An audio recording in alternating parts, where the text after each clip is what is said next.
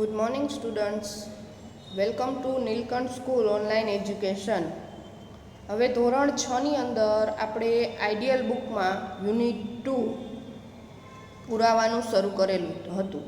એમાં આપણે એક્ટિવિટી 1 જોઈ અને એમાં આપણે એક્ટિવિટી 1 અને 2માં જોયું કે પહેલામાં આપણે દિનચર્યા વિશેની ખાલી જગ્યા પૂરવાની હતી અને યુનિટ 2 ની અંદર એક્ટિવિટી 2 એમાં આપણે જોયું કે બે કાર્ડના ફકરા છે એ ભેગા થઈ ગયા હતા અને એને અલગ પાડવાના હતા.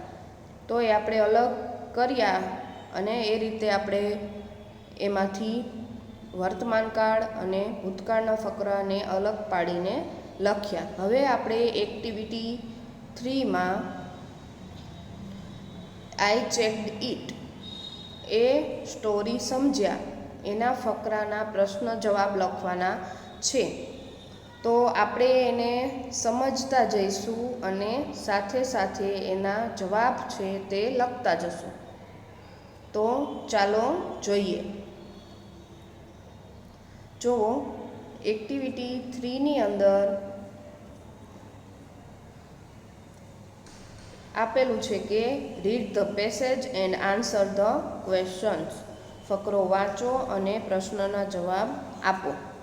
તો ફકરો છે એ જે છોટું ને મોટું વાળો પાઠ હતો એનો જ ફકરો છે અને એના આપણે પ્રશ્ન જવાબ આપવાના છે. તો હવે એ સ્ટોરી છે એ તો આપણે સરસ રીતે સમજી ગયા. છોટું અને મોટું વાળો જે પાઠ હતા તે તમને ખ્યાલ જ હશે કે ભાઈ છોટું ને મોટું બે ફ્રેન્ડ હતા. બેયને તરવાનો ખૂબ જ શોખ હતો. એક દિવસ મોટું છે તરતો હોય છે ત્યારે છોટું ત્યાં આવીને બૂમો પાડે છે કે મોટું બહાર આવ બહાર આવ. ત્યારે મોટું શું કહે છે કે હું બહાર નહીં આવું, મને ડિસ્ટર્બ ના કરીશ. ત્યારે તોય છોટું બૂમો પાડ્યા જ કરે છે અને અંતે ગુસ્સે થઈને મોટું બહાર આવે છે. અને બહાર આવે જ્યારે ત્યારે છોટું એને કહે છે કે મેં તપાસી લીધું, હવે તું જઈ શકે છે. એટલે ફરીથી મોટું ખૂબ જ ગુસ્સે થાય છે અને કહે છે કે તારે એટલું જ કામ હતું ખાલી કે મેં તપાસી લીધું. ત્યારે છોટું છે શું જવાબ આપે છે કે મારે એ જ જોવું હતું કે તે મારો સ્વિમસૂટ તો નથી પહેર્યો ને. તો આવી ફની સ્ટોરી છે. તો એના આપણે હવે પ્રશ્ન જવાબ જોઈશું. એમાં પહેલા ફકરાનો જે પહેલો ક્વેશ્ચન છે એ જોવો. Which two characters are mentioned in the paragraph. Character એટલે પાત્રો. કયા બે પાત્રો અહીં પેરેગ્રાફમાં દર્શાવવામાં આવ્યા છે. મેન્શન્ડ એટલે કે દર્શાવ્યા. એટલે અહીં પેરેગ્રાફમાં કયા બે પાત્રો દર્શાવ્યા છે. તો એનો જવાબ આવશે Motu the elephant and Chhotu the rat are the two characters mentioned in the paragraph. તો સ્ટોરીમાં પણ બે જ કેરેક્ટર છે, મોટું અને છોટું. તો અહીં પેરેગ્રાફમાં પણ કોણ હોય, મોટું અને છોટું જ હોય. તો મોટું છે એ શું હતો, મોટું ધ એલિફન્ટ, મોટું હાથી, એન્ડ છોટું ધ રેટ અને છોટું ઉંદર. એ બે પાત્રો અહીં પેરેગ્રાફમાં દર્શાવવામાં આવ્યા છે. ત્યારબાદ બીજો ક્વેશ્ચન જોવો. Which was the common activity both મોટું એન્ડ છોટું લવ. હવે કઈ એવી કોમન એક્ટિવિટી છે, પ્રવૃત્તિ. એક્ટિવિટી એટલે પ્રવૃત્તિ અને કોમન એટલે સામાન્ય. કઈ એ બેને એમ કે સરખી, કઈ એ સરખી એક્ટિવિટી છે કે જે મોટું અને છોટું બંનેને ગમતી હતી. તો જવાબ જોઈએ કે બોથ મોટું એન્ડ છોટું લવડ સ્વિમિંગ. બંનેને શું ગમતું હતું, તરવું ખૂબ જ ગમતું હતું. એટલે બોથ એટલે બંને, મોટું અને છોટું બંનેને સ્વિમિંગ ખૂબ જ ગમતું હતું. ત્યાર પછી ત્રીજો પ્રશ્ન. વન ડે ખાલી જગ્યા વોક ટુ ધ રિવર. એક દિવસ કોણ નદી તરફ જઈ રહ્યો હોય છે. તો કોણ જાય છે નદીએ નાવા? મોટું એલિફન્ટ જાય છે, બરાબર ને? તો અહીં આવશે બી, મોટું. ત્યારબાદ ચોથું જોવો, હી ખાલી જગ્યા the water. Find out the similar word from the paragraph. Mood into, આ મૂડ ઇન્ટુ છે એનો સિમિલર વર્ડ પેરેગ્રાફમાંથી શોધવાનો છે. સિમિલર એટલે સરખો, સમાનાર્થી. મૂડ ઇન્ટુ એટલે ની અંદર જવું. તો આપણે અહીં શું આપેલું છે તમે જોઈ શકશો, વોક ટુ ધ રિવર, એટલે અહીંયા આવશે એન્ટર્ડ, એટલે ની અંદર જાવું. એટલે અહીંયા જવાબમાં પણ શું લખવાનું છે તમારે? એન્ટર્ડ. ત્યારબાદ પાંચમું, which line in the paragraph shows that Motu was there in the river for a long time. હવે પેરેગ્રાફમાંથી કઈ લીટી છે દર્શાવે છે કે મોટું છે એ ઘણા સમય સુધી તરતો હતો? તો પેરેગ્રાફમાંથી કઈ લીટી છે કે he enjoyed swimming for a long time. તેણે લાંબા સમય સુધી તરવાની મજા માણી. એ શું દર્શાવે છે કે એ ઘણા ટાઈમથી તરતો હતો. ત્યારબાદ છઠ્ઠું, ખાલી જગ્યા એરાઇવ્ડ એટ ધ રિવર વાઇલ મોટુ વોઝ સ્વિમિંગ. જ્યારે મોટું તરી રહ્યો હતો ત્યારે ત્યાં કોણ આવ્યું? તો કોણ આવ્યું હતું? એનો ફ્રેન્ડ છોટું છે તે આવી ગયો હતો, એટલે એ બહાર આવીને બૂમો પાડતો હતો ને, એટલે અહીંયા જવાબ આવશે છોટું. પછી સાતમું,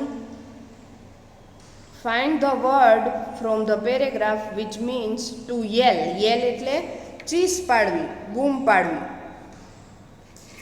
એટલે યેલનો મિનિંગ અહીં થશે ચીસ અને બૂમ પાડવી.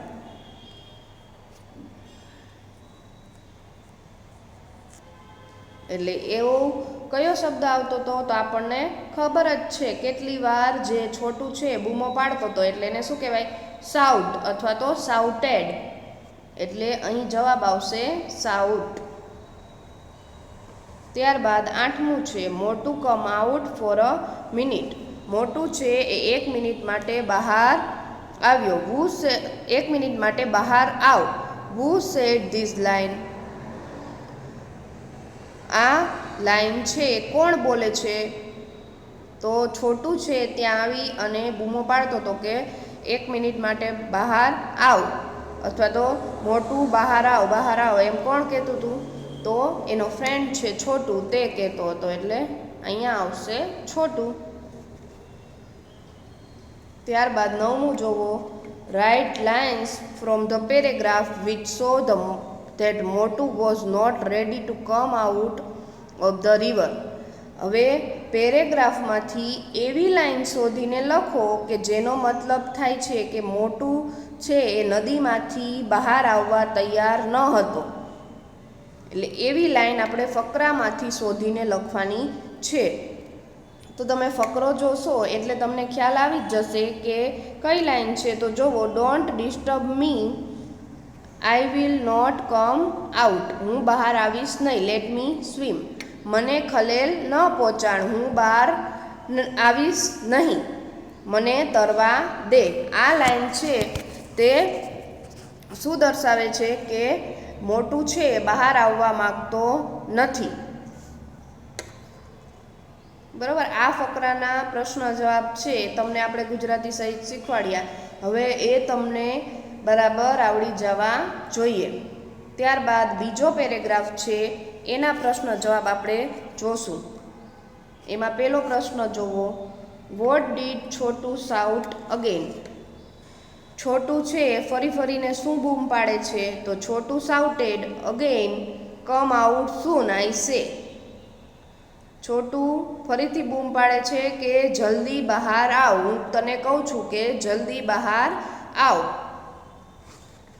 ત્યારબાદ બીજું, did Motu agree to come out of the river. શું મોટું છે એ નદીની બહાર આવવા તૈયાર થઈ જાય છે? તો no, Motu did not agree to come out of the water.